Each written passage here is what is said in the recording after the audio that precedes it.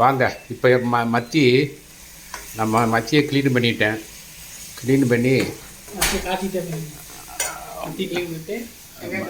மத்தி நல்லா க்ளீன் பண்ணியாச்சு. மஞ்சத்தூள் போட்டு அலசியாச்சு. இப்போ இதில் வந்து பச்சை மிளகா, பூடு, வெங்காயம், 2 தக்காளி, பெரிய தக்காளி 2,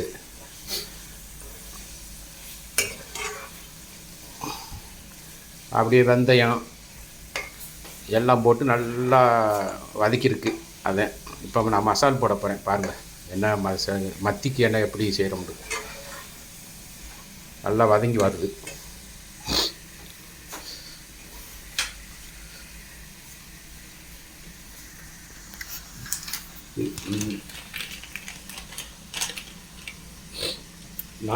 நான் வாங்குகிற மீன் மசாலா வந்து இது வச்சுருக்கு. அது மீன் மசாலா கொஞ்சம் போட்டுக்கணும். மீன் மசாலா அப்படி போட்டால்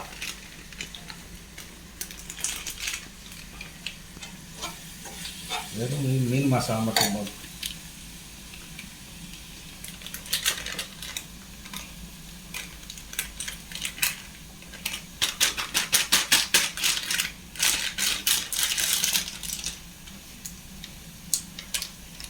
மீன் மசாலா போட்டிருக்கு. நல்லா அந்த மத்திக்கு வந்து நல்லா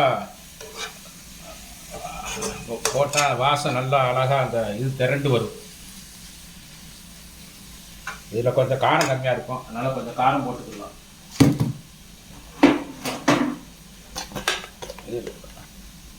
இதில் கொஞ்சம் மல்லித்தூள் சேர்த்துக்கிறேன். மல்லித்தூள் கொஞ்சம்.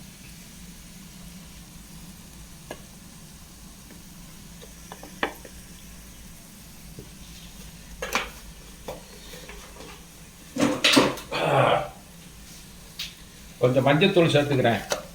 மஞ்சத்தூள் வந்து கொஞ்சம் சேர்த்துக்கலாம்.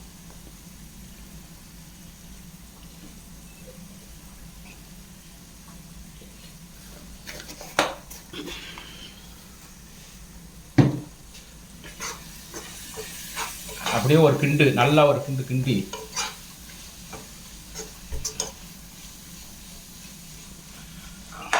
அப்படியே கொஞ்சம் ரசம், தக்காளி ரசம், இது புளி ரசம். நல்லா புளியை கரைச்சிக்கிட்டு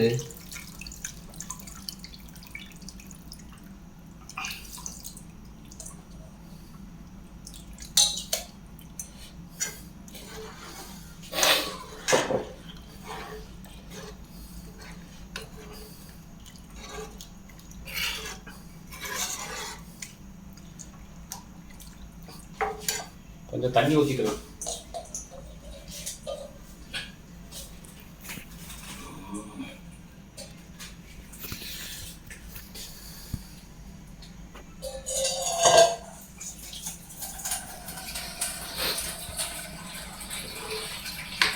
இது நல்லா கொதித்து அப்படி நல்லா வர்றப்ப அப்படி இருக்கணும்.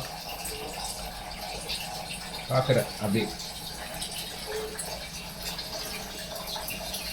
இந்த மாதிரி இருந்தால் சாப்பிட சூப்பராக இருக்கும். ஆனால்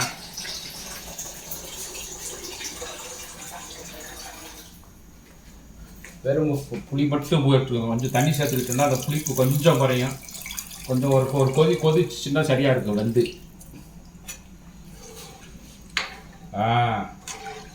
அவ்வளோதாங்க. இது ஒரு கொதிக்க வேண்டியதேன். உப்பு பார்த்துட்டு மீன் போடும் பொழுது எப்படி இருக்குன்னு பார்ப்போம். அந்த குழம்பு எவ்வளோ டேஸ்ட்டாக வருது அப்படின்னு பார்ப்போம். ஓகேயா? இப்போ மூடி வச்சுக்குவோம். பார்க்குறது கலர் நல்லா இருக்கும்ல, அடியே கலர் நல்லா இருக்கும்.